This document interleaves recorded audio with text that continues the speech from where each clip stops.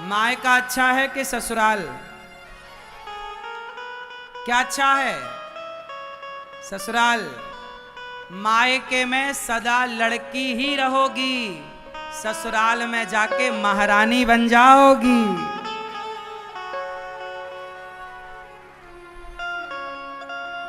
ससुराल में क्या बनोगी? मालकिन। मालकिन बन जाओगी। और मायके में मालकिन तुम्हारी भौजाई ना बनने देगी। इसलिए ससुराल अच्छा है। लेकिन ससुराल जब लड़की पहली बार जाती है ना, तो ससुराल के लोग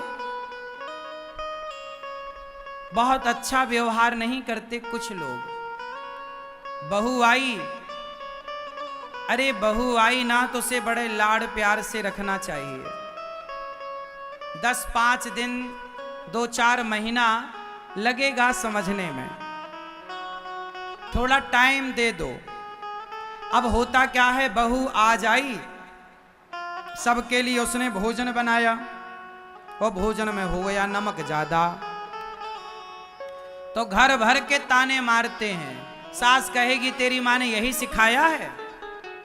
अरे नमक ही तो ज्यादा हो गया है, पहली बार आई है, बेचारी के हाथ पांव कांप रहे हैं, कांपते कांपते नमक डाला होगा, ज्यादा गिर गया होगा। थोड़ा उसे मौका तो दो। 2-4 महीना तो समझने में लग जाता है सास को। अच्छा, सास को समझने में ज्यादा वक्त लगता है कि पति को? जोर से मैया बताओ मेरी माँ, किसे समझने में वक्त लगता है? हाँ? सास को तो महीने 2 महीने में ही आप समझ जाती हो, 6 महीना लगेगा और क्या। पति को समझने में थोड़ा टाइम ज्यादा लगता है। पति लोग जल्दी समझ में नहीं आते। इसलिए अपनी गृहस्थी को कम से कम 2-3 साल तो दो। जो 2-3 साल दे पाए उनकी गृहस्थी फिर बढ़िया चलने लग जाएगी। 2-3 साल तक तुम चुप रहो, 4-5 साल चुप रहो। पति देखो कई बार ना जवाब देना नहीं होता। सास हमारी माँ है, ससुर हमारा बाप है, गलती हो रही है तो चुप रह लो, वो कुछ बोल रहे हैं सुन लो। गृहस्थी चलाने के लिए ना एक पक्ष का समझदार होना जरूरी है। या तो सास ससुर समझदार हो, या पति समझदार हो, या पत्नी समझदार हो। और कोई समझदार नहीं होता तो तलाक हो जाते हैं। जिस घर में तलाक हुआ है मतलब उस घर में समझदार लोग नहीं थे, इसलिए तलाक हो गया। समझदार होता, समझदारी से वो बचाते तो बच जाता। एक बात बताओ, हाथ में फोड़ा हो जाता है, समय के साथ भर जाता है कि नहीं? घाव, यदि शरीर का घाव समय के साथ भर जाता है, गंदा पानी समय के साथ साफ हो जाता है, तो रिश्ते भी समय के साथ सुधर जाएंगे। थोड़ा वक्त लगेगा, रिश्तों को समय देने की जरूरत है और चुप रहने की जरूरत है, दोनों को, पति को भी और पत्नी को भी।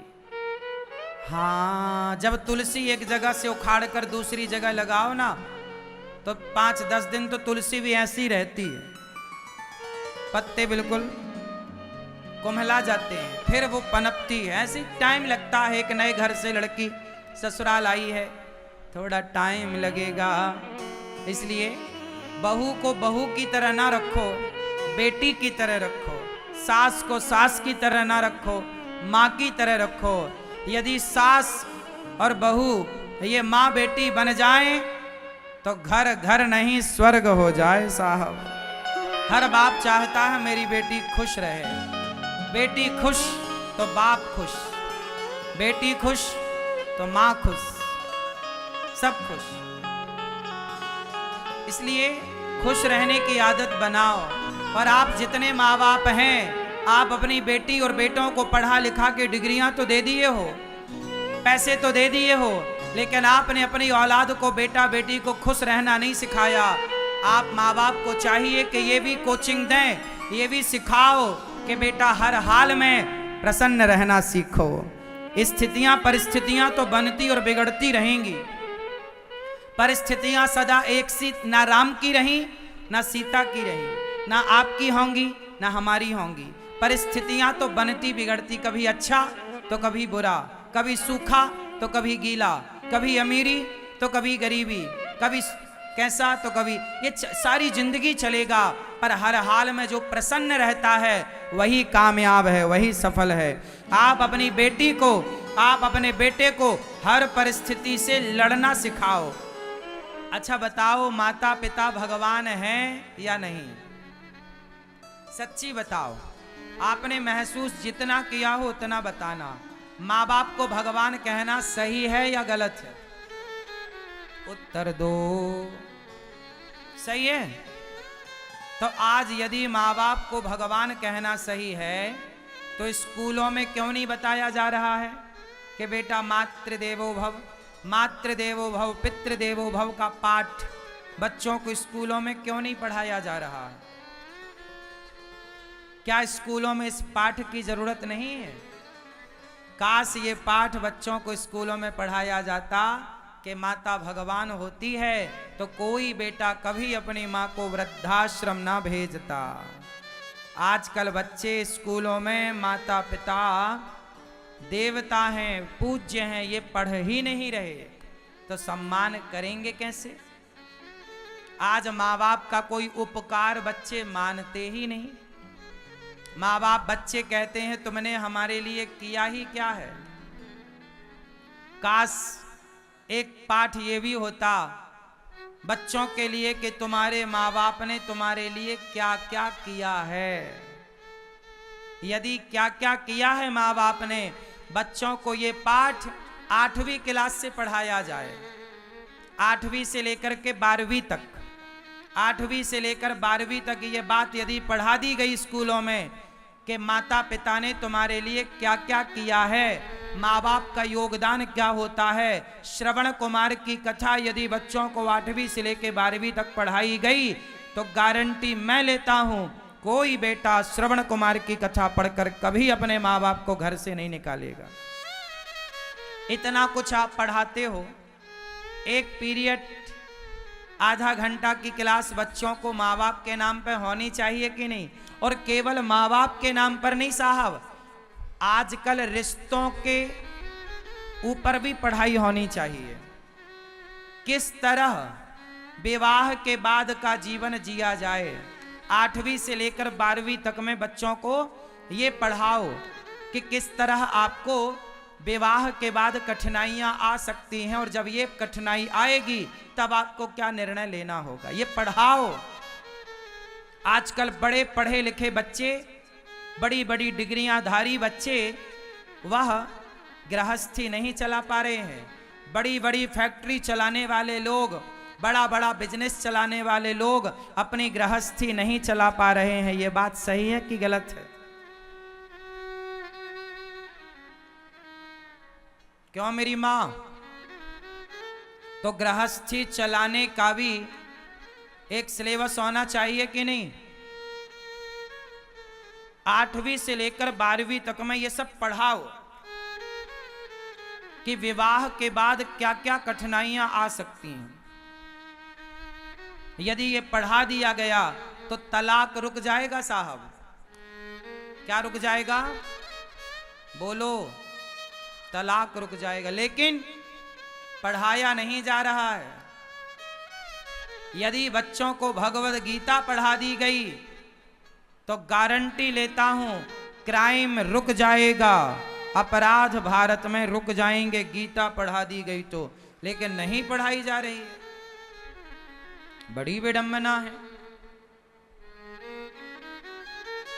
भाई भाई के रिश्ते कैसे होने चाहिए, भरत और राम का प्रसंग बच्चों को सिलेबस में होना चाहिए। पति पत्नी के रिश्ते कैसे हों, यह प्रसंग भी सिलेबस में होने चाहिए। माता पिता की भूमिका जीवन में क्या है, यह भी सिलेबस में होना चाहिए। और आप अपने बच्चों को किस तरह संस्कारी बनाएंगे, यह भी पहले से सिलेबस में पढ़ा दो, ताकि पूरी व्यवस्था तंदुरुस्त रहे, आने वाली पीढ़ी भी ना बिगड़े और वर्तमान पीढ़ी भी ना बिगड़े। अच्छा बताओ, आप लोगों की सबसे बड़ी संपत्ति क्या है, पैसा या पुत्र? उत्तर दो। आपकी सबसे बड़ी संपत्ति पैसा है या पुत्र है? जोर से, जोर से। मैया धीरे धीरे बोल, कोई सुन ना ले, मत बोलो। ऐसे ये तुम भीष्म पितामह बन जाती हो, मेरी मां बोलती नहीं हो। बताओ, पैसा ज्यादा अनमोल है या पुत्र? पुत्र। पैसा बचाओगे कि पुत्र को बचाओगे? हाँ, हमारी सबसे बड़ी संपत्ति, गृहस्थों की संपत्ति भगवान तो है, पर पुत्र भी आपकी संपत्ति है। आपके पास दौलत कितनी है ये कोई ना पूछेगा, आपका पुत्र कितना संस्कारी है ये सब पूछेंगे। इसलिए आप पैसा कमाने में पागल ना हो जाओ, अपने पुत्रों को संस्कार देने में भी थोड़ा समय लगाओ। बेटा लायक होगा तो पैसा कमा लेगा, संस्कारी होगा तो सुखी होगा। पैसा कमा कमा के बच्चों को दे तो दिया, पर संस्कार तो दिया नहीं, तो बेटा सारा पैसा उड़ाकर वो सुरा और सुंदरी में उलझ जाएगा।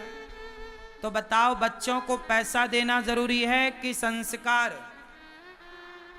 क्या दोगे? संस्कार।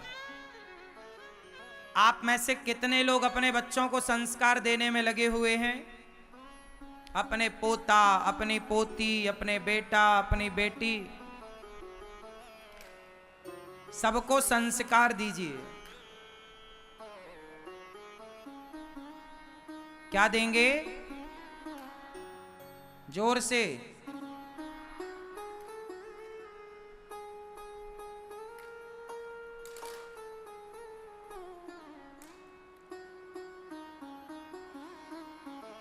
क्या देंगे मेरी मां?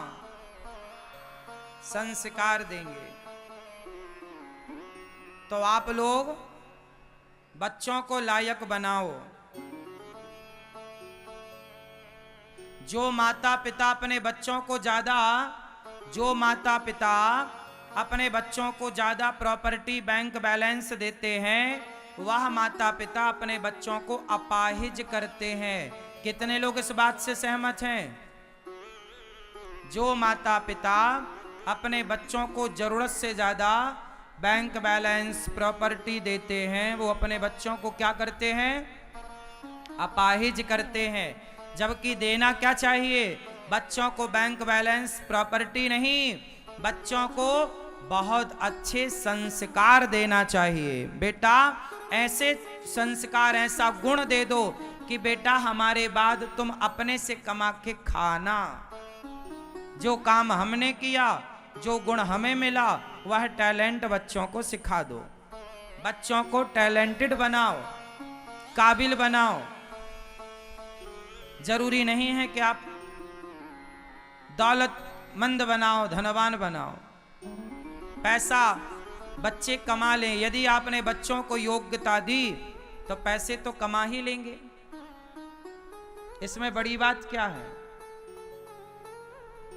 पैसा बड़ी बात नहीं है, वो तो कमा ही लेंगे।